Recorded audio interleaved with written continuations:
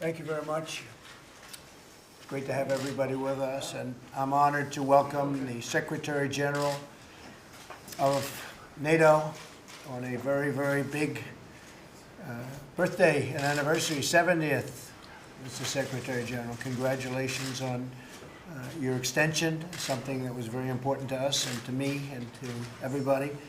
Over the past 2 years, the Secretary General and I have developed a very strong working relationship. It's been as good as it can be. We're both committed to ensuring that NATO can address the full range of threats facing the alliance today. And there are many threats, and I think also we've had and really taken many great steps forward. The United States alone accounts for the vast majority of NATO defense spending, and we really cannot rely on one nation to defend all. If you look at it, the disproportionality of what the United States is doing is really too great, but we're working on that.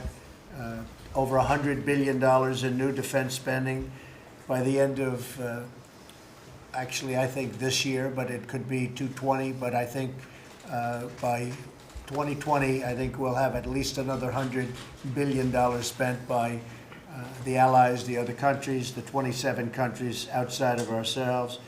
As we discussed in our meeting just now, we've increased the member contributions, and that will help really with the pressing security challenges, including terrorism, which we've really increased the scope of NATO. We said, you know, we have a new world problem that's not so new anymore, but it's called terrorism, different than when you were originally founded.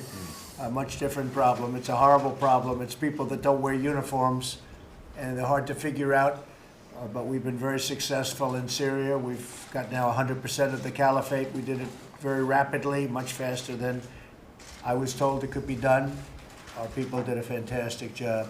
So I just want to thank you very much for being here, Mr. Secretary General. It's been an honor to work with you. I would like you to extend my thanks to all of the allies. They have really put up a lot more money than they have in the past.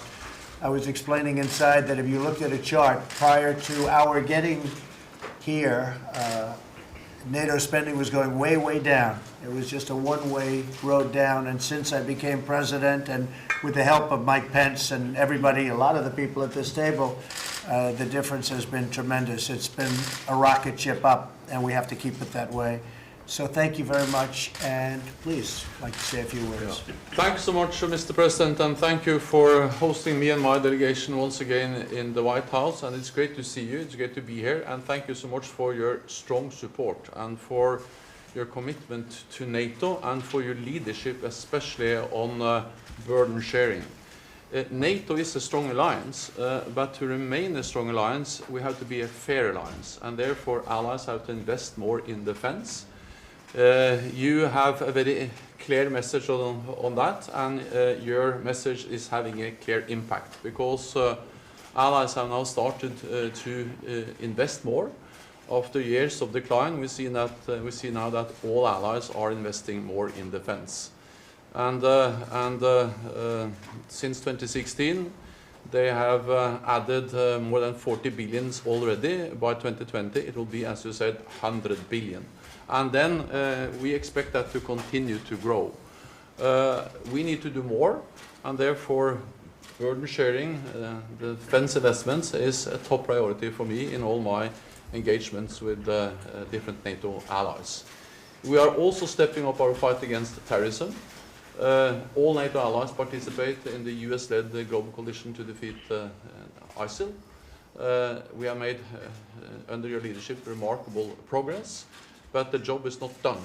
It is important that ISIL is not able to come back, and therefore we think it's extremely important to train the Iraqi forces so they prevent ISIL from coming back again.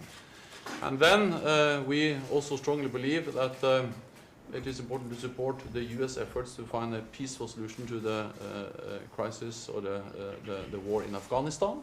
We support that. And then we are also working closer together with you in the way we respond to Russia.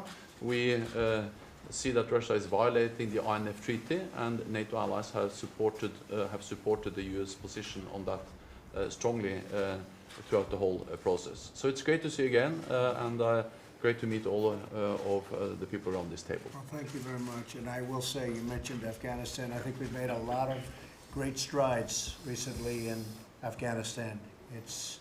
We call it the endless war. 19 years, the real number is 19 years. It's unfortunate, it's ridiculous, and it's been a very interesting period of time. But we've made a lot of strides. A lot of things are happening in Afghanistan that are very positive. So we'll see how that all comes out, and I appreciate your help. And Vice President Mike Pence, would you say a few words, Mike? Thank you, Mr. President. And I want to also extend my congratulations to Secretary General on the extension of your term for 2022. We welcome it. Your leadership at NATO has been a time of renewed strength in the transatlantic alliance. As you responded to the leadership that the President provided.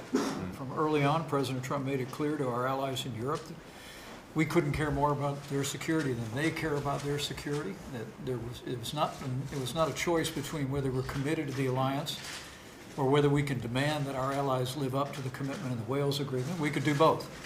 And Mr. President, I've witnessed the Secretary General in Europe, here in the States. I look forward to his remarks before the Congress tomorrow, where you can unpack what American leadership has meant to really renew this NATO alliance, seeing the number of countries that are on track to live up to their 2% commitment, more than double, $140 billion in additional defense spending for our common defense.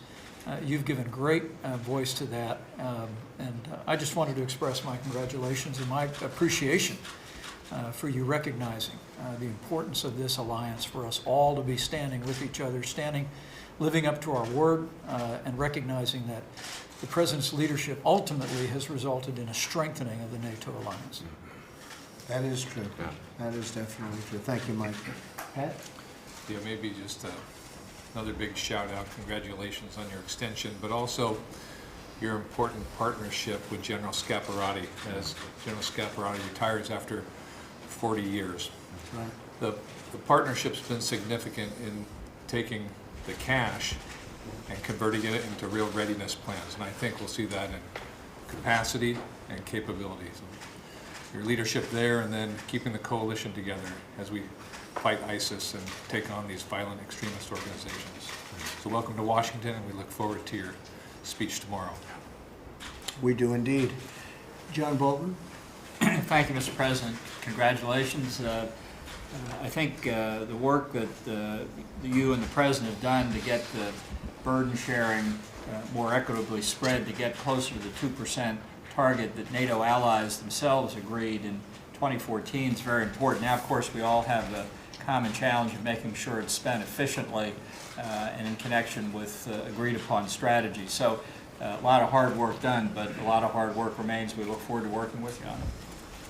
Thank you. Thank you very much. Thank you very much, everybody. Thank you. Appreciate it.